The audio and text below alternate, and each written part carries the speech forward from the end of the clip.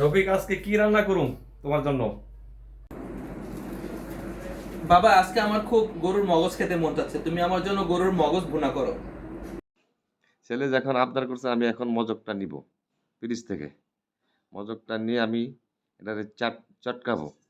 চটকায়া তারপরে মশলা দিব। মশলা দিব আদা, রসুন, পেঁয়াজের কুচি, তারপরে হলুদ, মরিচ, ধনিয়ার গুঁড়া, এলাচি, দারচিনি এগুলো দিয়ে আবার একটু চটকাবো। চটকে তারপরে চুলার উপরে আমি তেল কড়াই দিব। কড়াই দিয়ে তেল দিব। তেল দিয়ে একটু সামান্য পেঁয়াজ দিব। পেঁয়াজ পেঁয়াজটা একটু হালকা করে ভেজে নিব।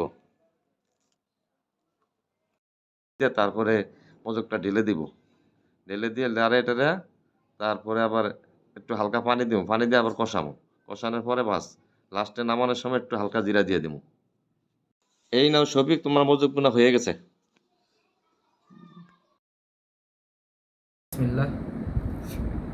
হুম,